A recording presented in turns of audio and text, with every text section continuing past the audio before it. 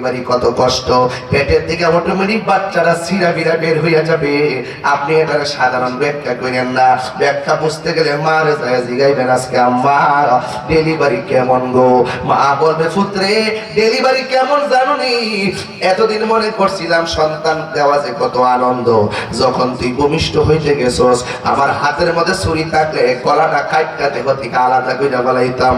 ডেলিভারির কষ্ট যে এমন কঠিন, আগে জানলে বাচ্চা পেটের মধ্যে নিতাম না। এমন কষ্ট ডেলিভারির কষ্ট, আল্লাহ না করুক এমন অনেক সেনপাড়া ঘটনা আছে যারা কি করে জানেননি। যারা ডেলিভারি কেসে ঘন্টার পর ঘন্টা লড়াই কইরা জীবন যুদ্ধের খাতে যাইয়া, এমন সন্তান আছে ভূমিষ্ঠ হওয়ার পর ওয়া ওয়া করে কান্দে, আবার মা চিরদিনের জন্য আওয়াজ বন্ধ হয়ে যায়। ডেলিভারি কেসে মা দুঃখিনী দুনিয়ার থেকে, এমন ঘটনা সমাজে আছে না নাই? অথচ আমার নবী বলেন ডেলিভারি কেসে যদি কোনো মহিলা মারা যায়, ওই মহিলাটাকে আমার আল্লাহ এত মর্যাদা দেয় কেমন জানোনি? ওই আমার আল্লাহ রাব্বুল আলামিন ওই মহিলাটাকে আমার আল্লাহ কি করে জানেননি? ওই মহিলাটারে আমার আল্লাহ শহীদের মর্যাদা দান করে দেয়। আর চিৎকার মেরে কন্যা আল্লাহু আকবার। মানুষ বলবে ওয়াকাল আল ইনসানু মা লাহা, কি হইল কি হইল কি হইল? একেবারে মানুষগুলা পাগলের মতো হয়ে যাবে রে।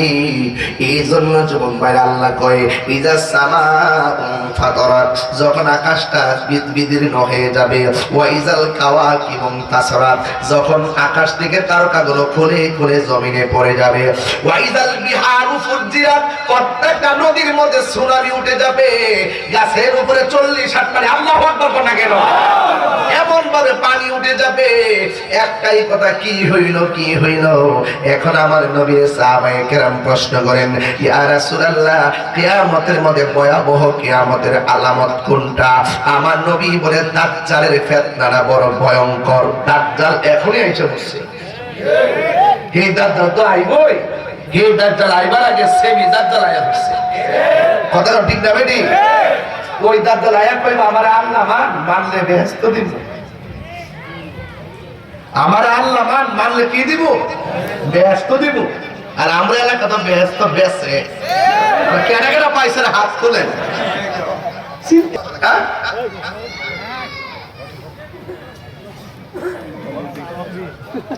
আচ্ছা গামলা বলে ভালো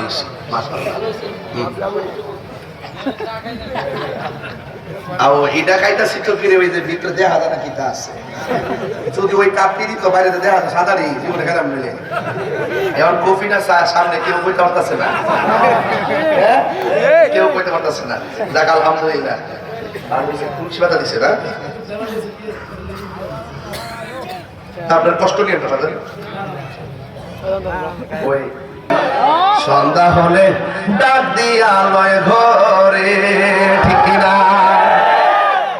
প্রাণ দয়াল রে গৃহস্থের রাত তোলে তোলে, হাঁস মুরগি কতই পালে, সন্ধ্যা হলে ডাক দিয়া লয় ঘরে।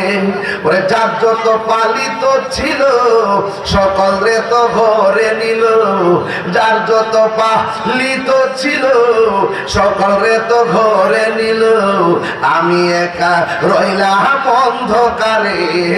প্রাণ দয়াল তোমরা অপরাধ করার পর যখন আমি আল্লাহকে রহমান কইয়া ডাকটা দাও, আমি আল্লাহ রাব্বুল আলামিন তোমাদের গুনাহগুলি মাফ করে দেই। এই জন্য আসমান থেকে তার কাগুলো গুলি গুলে পড়বে। পৃথিবীর মধ্যে এমন একটা ফিতনা হবে, দাজ্জালের ফিতনা, যে দাজ্জাল এসে বলবে আমারে আল্লাহ মান, আল্লাহ মানলে তোরে জান্নাত দিব, আল্লাহ না মানলে তোরে জাহান্নাম দিব। আমার নবী বলে এই ফিতনাটা মোকাবেলা টাকা দিয়ে কেউ করতে পারবে না, শক্তি দিয়ে কেউ করতে পারবে না। দাজ্জালের মোকাবেলা করতে হবে ঈমান দিয়া। কথা কোন ঠিক কিনা? এখন সেমি দাজ্জাল এসে গেছে বাংলাদেশে, তাদের মোকাবেলাও আমরা ঈমান দিয়ে করতেছি। কথা বলেন ঠিক কিনা? এবার দাজ্জাল এসে যখন বলবে আমার আল্লাহ মান, আল্লাহ না মানলে গলা কেটে তাকে আগুনে ফেলে দিবে। এবার সাহাবায়ে কেরাম বলে ইয়া রাসূলুল্লাহ, ইয়া হাবিবাল্লাহ, নবী গো, ও মায়ার নবীজি, তাইলে ইমানদারের অবস্থা তো ভয়ানক হয়ে যাবে। আমার আল্লাহর হাবিব বলেন, না রে না, কিয়ামতের ভয়ঙ্কর আলামত যখন শুরু হবে, বেঈমানরা আলামতের মুখোমুখি হবে, কিন্তু ইমানদাররা আলামত পৃথিবীর একটা প্রান্ত দিয়া এমন একটা হাওয়া বান্দার, ইমানদার বান্দার বগলের নিচে রাখবে। সবাই মায়ের স্তন থেকে দুধ পান কইরা যেমনে ঘুমাইয়া যায়, কিয়ামতের আগে ওই হাওয়া লাগার সাথে সাথে ইমানদাররা ঘুমায়া জান্নাতি হয়ে যাবে। কম না বেশি? আর জোরে কোনা কম না বেশি? চলছে ধর্ম নিয়া বাড়াবাড়ি গো, ধর্ম নিয়া বাড়াবাড়ি, আগুন ইমানের বাজারে, তাই তো হুঁশিয়ার মুমিন, তাই তো হুঁশিয়ারি।